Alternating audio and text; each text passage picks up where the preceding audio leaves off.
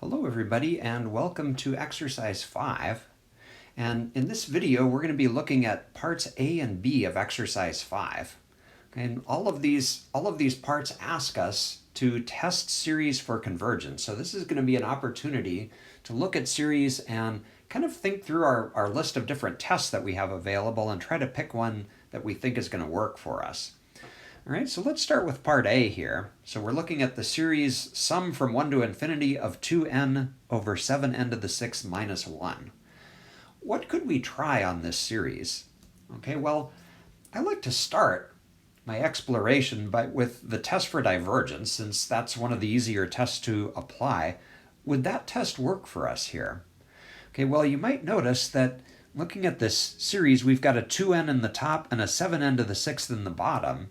The 7n to the 6th grows a lot faster than the 2n does, so if you tried the test for divergence and took the limit of our nth term, you're just going to get 0, which doesn't help us. Okay, so that's not going to work. And you think down our list of series convergence tests, you might think ratio test, but this series doesn't have anything in it that looks like it might fit well to the ratio test. Remember, ratio test works nicely for factorials or constants raised to variable powers. We don't have either of those in this series. Okay, so we're kind of down then to the limit comparison test in this case. All right, and I think this series is going to be well suited to that. So let's give it a try. So we'll do a little scratch work here.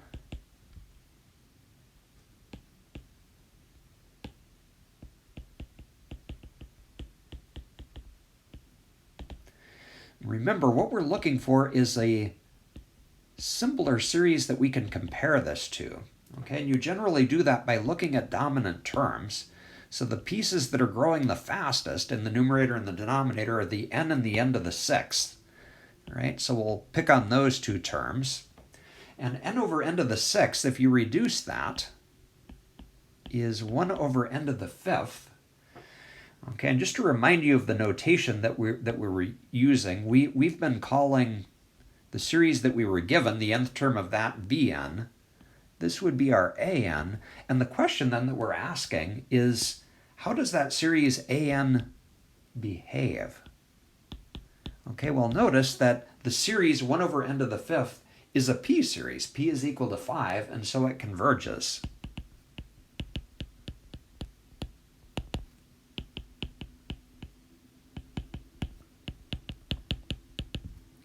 Okay, so we've got a candidate for comparison, and the next step in this test is to take a limit.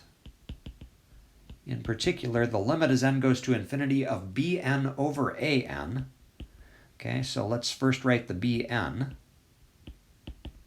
Okay, and if we divide by an, that's the same as multiplying by the reciprocal of an.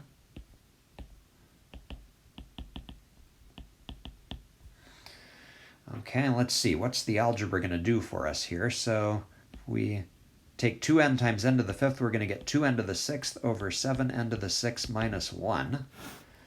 Okay, notice that that's an infinity over infinity limit, so we can maybe use L'Hopital's rule here.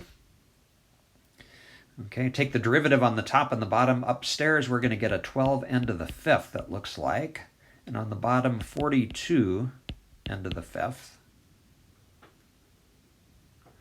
Okay, and notice that at this point, we get some nice cancellation. The n to the 5ths go away, and we wind up with 12 over 42, which happens to simplify down to 2 over 7.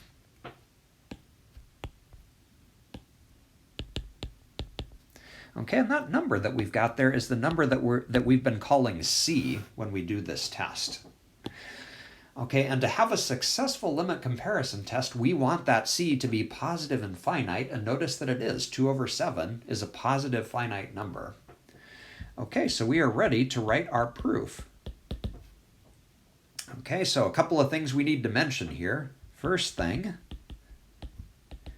is to point out that C that we calculated is positive and finite.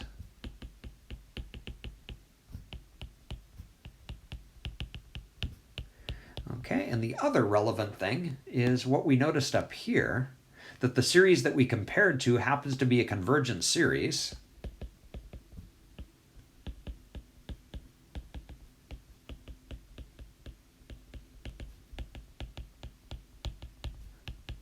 made that observation because p is equal to 5, which is greater than 1. Putting those two facts together, we can conclude that the series that we were given also converges.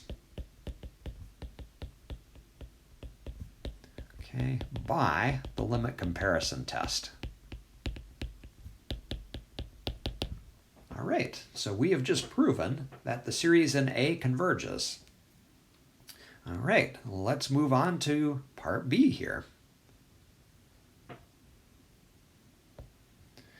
Okay, so brand new series here. This time we're looking at the sum of 2n over 8n minus 5. Okay, and again, I'm going to start our analysis here by thinking about the test for divergence, since that's one of the easier ones to apply. And this time, notice, if you look at dominant terms, 2n over 8n, if you take the limit of that, you're going to get 2 over 8. Okay, n, you've got an n in the top and the bottom, so it looks promising that if we take the limit of the nth term, we're going to get something that's non-zero. Okay, that's what we want if we're using the divergence test. Okay, so I think that's our best choice in this case. And so we might start our argument by just calculating that limit that we just described in words. Okay, that limit has the form of infinity over infinity, so we can use L'Hopital's rule on that.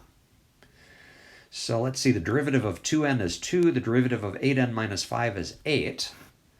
Okay, but that's just a number. Okay, 2 over 8 reduces down to 1 over 4, and notice that that number is not equal to 0. And that's all we need. The test for divergence says that if we take that limit, we get something that's not 0, then our series diverges.